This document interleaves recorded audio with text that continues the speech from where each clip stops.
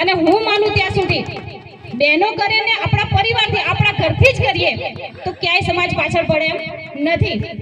બહેનોને કદાચ ખબર હશે, આમાંના ઘણા બધા વ્રત કરતા હોય છે, પેલી વટ સાવિત્રી વ્રત, આપણે સાવિત્રીની વાત સાંભળી ને, તો એના પતિના પ્રાણ ગયા પછી પણ યમદૂત પાસેથી પતિના પ્રાણ પાછા લાવી શકે છે. એ શક્તિ તમારી અંદર છે.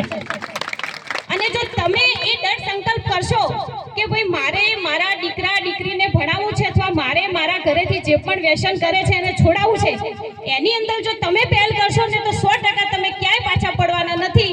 અને આજે આ સમાજના જાહેર મંચ ઉપરથી કહું છું કે આપ બધી બહેનો શરૂઆત કરો, અને ક્યાંય પણ જો મારી કે બહેનની જરૂર પડે તમે ચોક્કસ યાદ કરજો, તમારી વચ્ચે આવીને અમે ઊભા રહીશું.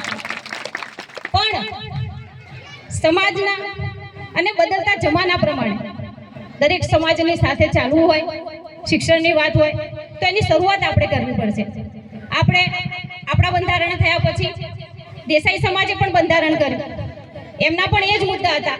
ચૌધરી સમાજે કર્યું, બ્રાહ્મણ સમાજે કર્યું, દરબાર સમાજે કર્યું, બધા જ સમાજોએ બંધારણ કર્યું, અને બધાના એક જ એ મુદ્દાઓ છે. ત્યારે આ બધામાં ન પડતા શિક્ષણ કઈ રીતે આપણે આગળ વધારી શકીએ. અને તમને તો ખરેખર હું અભિનંદન આપું કે ધાનેરાની અંદર પણ ડીસા જેવીની જેવી એક સરસ મજાની લાઇબ્રેરી ચાલી રહી છે.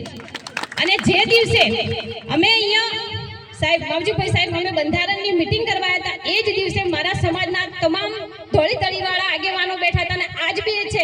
અને હું માનું ત્યાં સુધી લગભગ અમારા ધાનેરાની અંદર આ પ્રશ્ન બંધારણ વાળો હજુ સુધી આવ્યો નથી. એ માટે ધાનેરા માટે એટલા જોરદાર તાળીઓથી બધા જ આગેવાનોને આપણે વધાવીએ.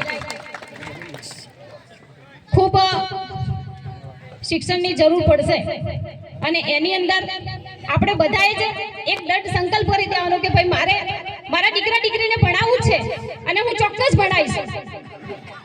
અને આ દૃઢ સંકલ્પ સાથે જો આપણે વધીશું તો મને એવું લાગે છે કે હવે આ બંધારણની મીટિંગ કરવા અહીંયા સ્ટેજ ઉપર બેઠા છે, પણ મને એવું મનથી છે કે આવનારા સમયની અંદર જ્યારે પણ ધાનેરા તાલુકાની અંદર મીટિંગ હોય ત્યારે અમે નીચે બેઠા હોય ને અમારા સમાજના દીકરા દીકરીઓ અહીંયા સ્ટેજ ઉપર બેઠા હોય અને અમે એમનું સન્માન કરીએ, અમે એવું જોવા ઈચ્છીએ છીએ, એવી ઈચ્છા છે.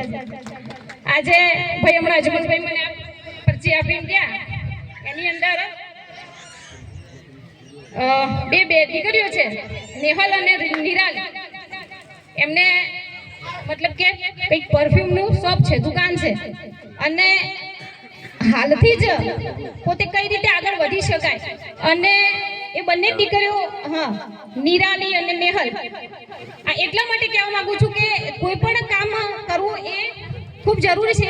કોઈ કામ નાનું કે મોટું હોતું નથી, પણ પોતે આટલી નાની હોવા છતાં પોતાના પપ્પાને કેટલો સપોર્ટ કરે છે કે બંને એક પ્રકારનો એક વિડીયો મતલબ મૂકીને એ જે પરફ્યુમની એડ છે એ કરે છે. અને ખાસ મેન મહત્વનું હોય છે કે બોલવું એ ઘણું મહત્વનું હોય છે. ત્યારે આ બંને દીકરીઓ અને એને પપ્પાને પણ ખૂબ ખૂબ અભિનંદન આપું છું.